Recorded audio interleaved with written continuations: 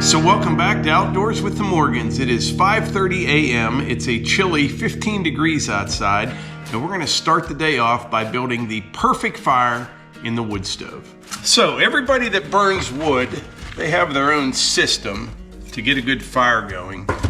Depending on what type of wood stove they have, what kind of firewood that they have. Today I'm going to show you what mine is. I like to start off with 2 pieces of oak, approximately the same size, but most importantly, about the same height from the bottom of the stove. And then I'm going to start my second layer from the back. And also what I like to do is keep a fair distance between these two, which is real important. I'll show you why here in just a little bit. And then just a small handful of our fire starter right in the center. I'm going to light it up. And I'm going to keep building this second layer, keeping everything pretty tight. Now this wood is all very nice. It's kind of shaped like a bunch of rectangles, right? I'm going to do a third layer before the fire gets going too good. Grab a few more pieces here.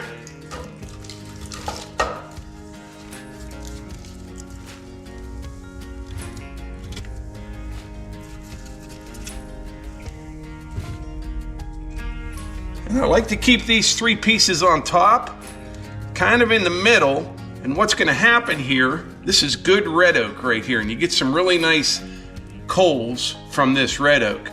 So this is going to get ripping and burning, and this center is going to drop, okay? And then it will start burning on the sides. I'll wait about 45 minutes or an hour. I'll run the stove wide open, and I'll come back in here with a poker and just like hit it once or twice, and I'll have a nice bed of hot coals. And then I'll load it up with some big wood, and I'll be good for 4 or 5 hours. All right, I'm gonna leave the door cracked open for just a bit till this gets going, but we'll put you on time lapse, and what you'll see is this fire will take off, and then it'll kind of drop right in the center. Then about 15-20 minutes after that, I'll have a nice bunch of hot coals.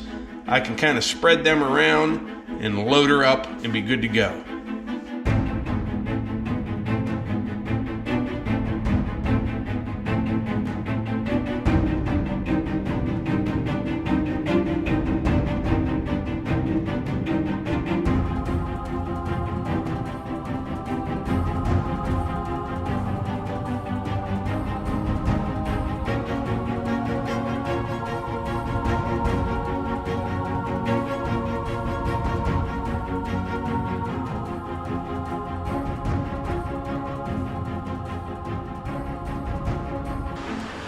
All right, so I started this fire about an hour and a half ago. Now look how nice that is right there. Got all these hot coals. Just knock them around a bit. Still got a little oak here on the side. And now I'm just gonna load her up. And I put it in this way.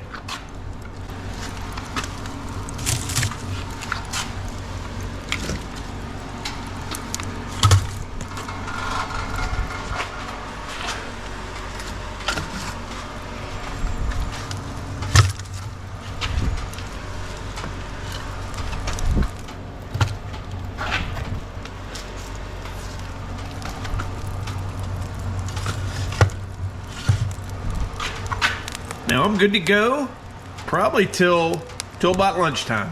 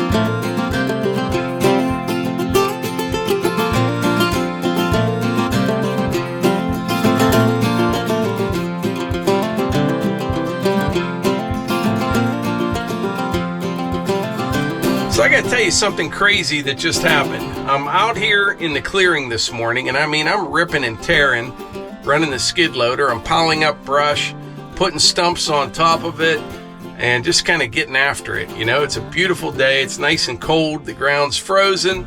It's gonna warm up pretty soon, so I wanted to get as much done as I could. Well, I stopped for just a second. I got out of the machine, actually to move a camera, and behind me, I see 4 deer kind of walking my way. I'm like, okay. And I just stopped what I was doing and I watched them. They walked right out into the clearing between the skid loader and the mini cabin, and there were 2 bucks with them. So 2 doe, 2 buck. Now, another amazing thing is the bigger one, he still had both sides. He has not dropped any of his antlers yet. The other one was a half rack, but that first one, he'll be pretty nice this fall.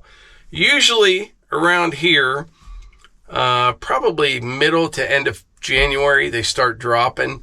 This year they seem to be hanging on a little bit later than normal, but it amazes me. Every time I run equipment, the deer, they just come walking just to like see what's going on.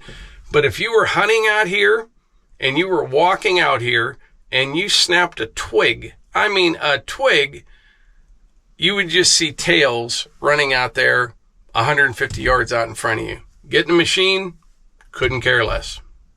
But anyway, right now I'm going to gather up just a couple more piles of brush, put them on the pile here, and then I will kind of go over what the plan is.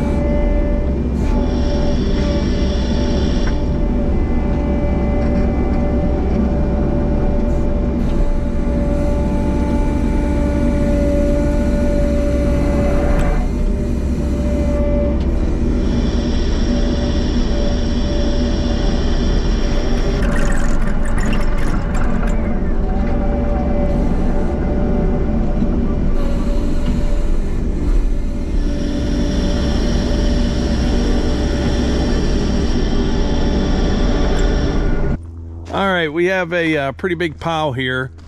I probably have, I don't know, 12 or 15 stumps in there. On the day that I burn, I'll get a fire going down in the middle, and then the center will get real hot. Burn the center out of it, and I'll use the excavator and just kind of keep tucking everything back into the middle. But yeah, getting her cleaned up. The skid loader is a great tool for that with that grapple. But I'm telling you, you have to be careful with those things.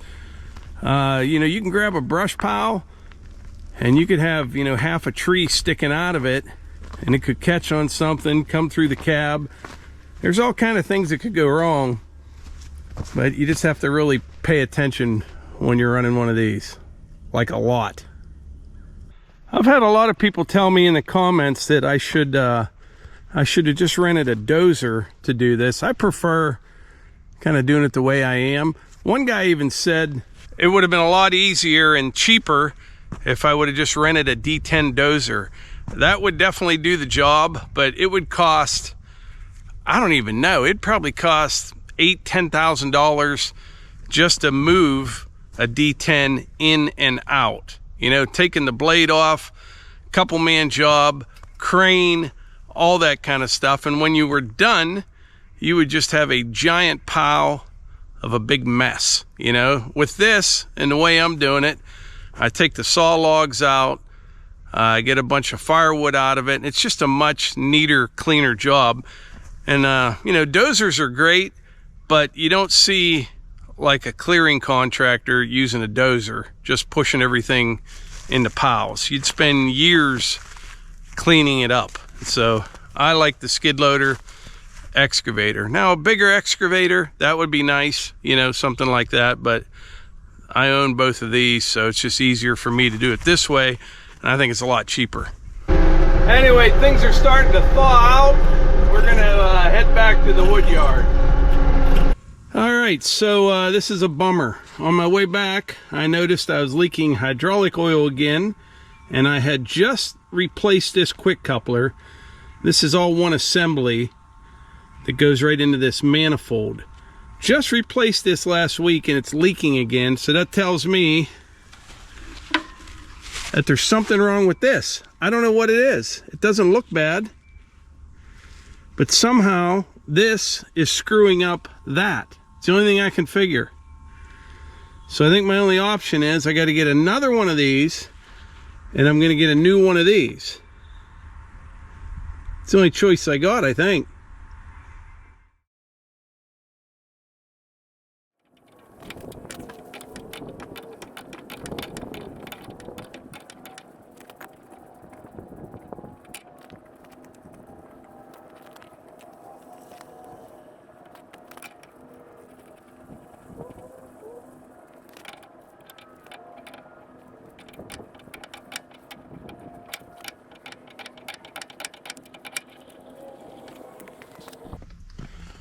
All right, got the new one on, and I also got a new end for the grapple.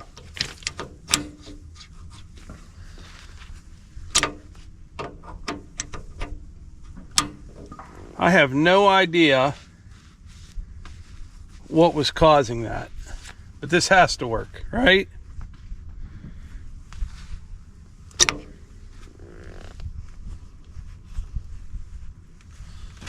This is not the exact one, but this will work.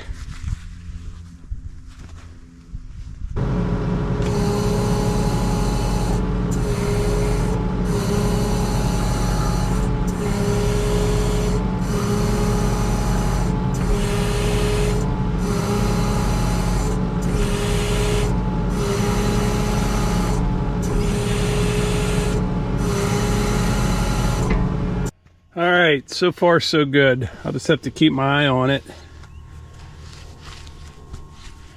That had to have been what it was. This end here, there was something jacked up with it, and it was messing up the female end. That's all I can figure.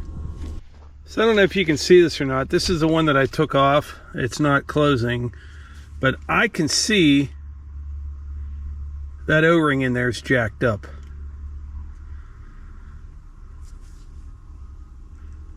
Bought this about a week ago.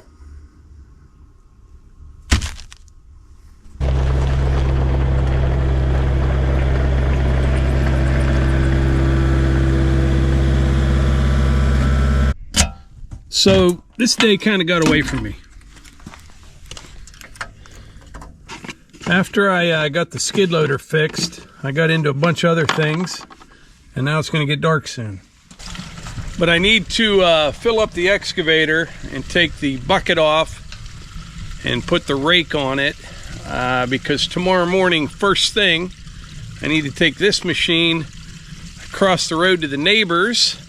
If you remember last year, actually it's been the last 2 years, she has a super nice lady, by the way, but she's had a tree service come in and take down some dead oak trees that have passed away from oak wilt. So they're taking a few more down. I'm not sure how much is over there, but he sent me a picture of one of them that they were working on. It's a big tree. So we'll put the rake on the excavator, run it over there first thing in the morning, and they're going to be working, so I'll kind of stay out of their way and maybe able to help them out a little bit with this machine. And then I'll get the dump trailer and bring some over here. I'll probably be able to work over there until 10 in the morning. And then it's going to warm up, and I don't want to tear up her lawn.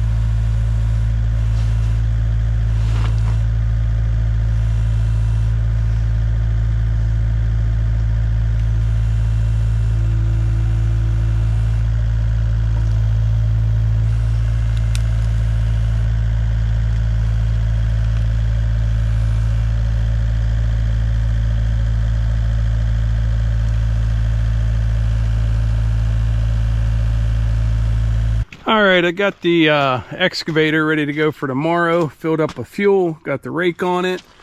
And when I get back from the neighbors tomorrow, I need to start sorting these walnut logs and those white oak logs over there and cut them to length. Like this one right here, this real big one. There's a hunk of metal in it right there, but that's a beautiful log from right there.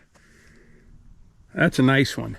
A lot of big ones in here, but I need to cut these to length and kind of pile them up in a nice stack because I got more logs coming actually. I couldn't pass up on the deal.